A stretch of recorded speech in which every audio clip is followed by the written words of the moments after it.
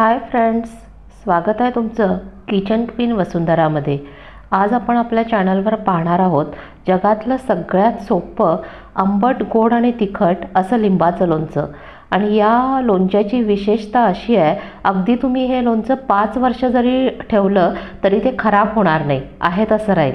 आपल्याला काही 5 वर्षासाठी वगैरे लोणचं बनवायचं नाही आहे, आपण दरवर्षी नवीन बनवणार आहोत, पण एक त्याची विशेषता मी सांगितलेली आहे। तर आता हे लोणचं बनवण्यासाठी आपल्याला साहित्यही खूप मोजकं साहित्य लागणार आहे। तर हे लोणचं बनवण्यासाठी आपल्याला काय काय साहित्य लागणार आहे ते आधी पाहून घेऊयात।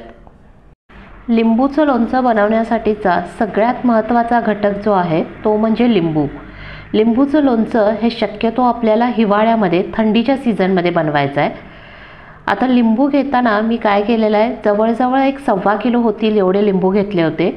लिंबू घेताना आपल्याला लिंबाची साल जी आहे ती पातळ असावी आणि पूर्ण पिवळे झालेले आपल्याला लिंबू घ्यायचे आहेत, हिरवे लिंबू घ्यायचे नाही आहेत। लिंबावर कोणत्याही प्रकारचे डाग नको, डाग विरहित असलेले लिंबू घ्यायचे आहेत। काही एरियामध्ये लिंबू नगावर मिळतात, काही एरियामध्ये लिंबू किलोवर मिळतात। मला 1.25 किलोमध्ये मीडियम साईजचे जवळजवळ 35 होतील इतके लिंबू आले होते। आता लिंबू ज्यावेळी आपण बाजारातून आणतोय त्यानंतर आपल्याला काय करायचं ते पाहूया। लिंबू आपल्याला स्वच्छ धुवून घ्यायचे आहेत।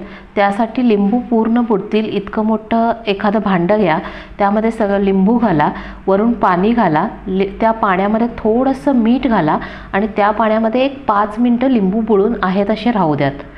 त्यानंतर आपल्याला ते लिंबू स्वच्छ धुवून घ्यायचे आहेत। धुवून घेतल्यानंतर आपण त्याला चांगलं निथळून द्यायचं आणि त्यानंतर 5 मिनिटानंतर आपण काय करायचं, कॉटनचं कापड घ्यायचं आणि त्या कॉटनच्या कापडावर ठेवून लिंबू जे आहेत ते पूर्ण पुसून घ्यायचे, त्याच्यामध्ये पाण्याचा अंश कोणताही राहता कामा नये।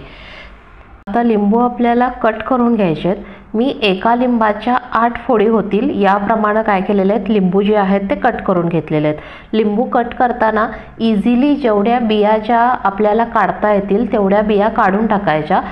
खूपच फोर्स करून बिया काढायचा प्रयत्न करायचा नाही, ज्यामुळे काय होईल, लिंबूची पूर्ण नासधूस होईल असं करायचं नाही। आपल्याला जेवढ्या इझिली निघतील तेवढ्याच बिया ज्या आहेत त्या काढून घ्यायच्या। लिंबूचं लोणचं बनवताना मी जवळजवळ 35 लिंबू घेतले होते। त्या 35 लिंबूसाठी आपल्याला 1.5 किलो होईल इतकी साखर लागणार आहे। 300 ग्रॅम होईल इतकं मीठ लागणार आहे। मीठ घेताना आपल्याला बारीक मीठच घ्यायचं आहे।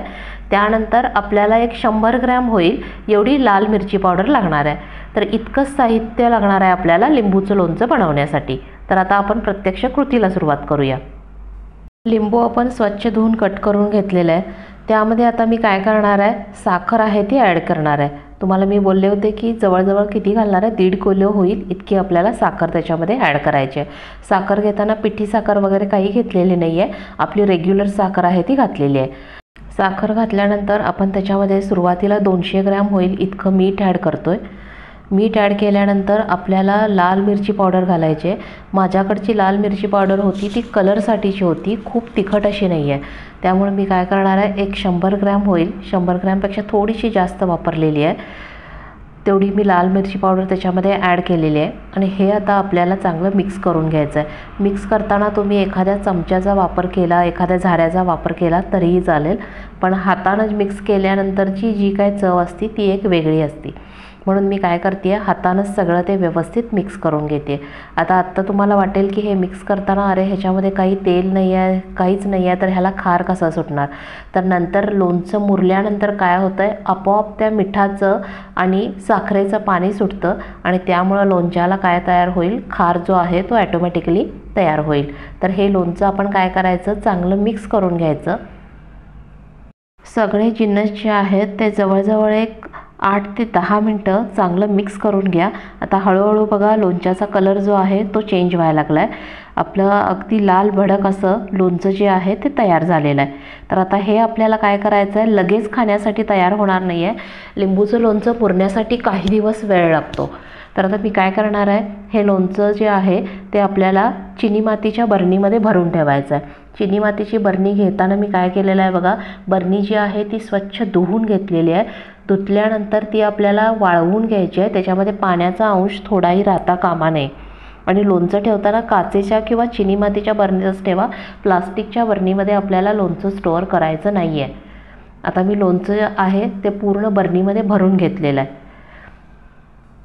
हे लोणचं आपल्याला खाण्यासाठी इमिजिएटली अवेलेबल होत नाही। आता मी लोणचं आहे ते भरून ठेवलेलं आहे। त्यानंतर आपल्याला बरणी पॅक करायची आहे आणि 4 दिवस आहे तशी ठेवून टाकायची आहे।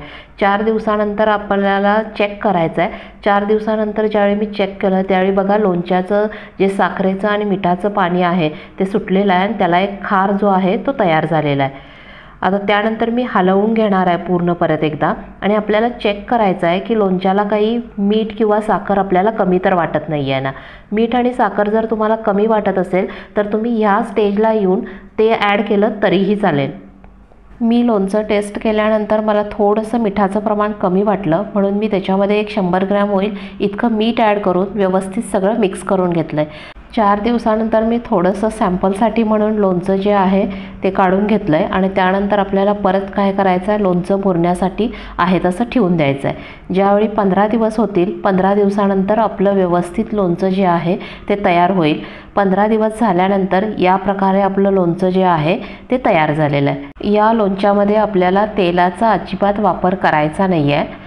तर ही होती आपली आजची लिंबूचं लोणचं बनवण्याची रेसिपी आवडली असेल तर व्हिडिओला लाईक करा आणि अशाच नवीन रेसिपी पाहण्यासाठी चॅनलला सबस्क्राईब करा। तोपर्यंत बाय बाय।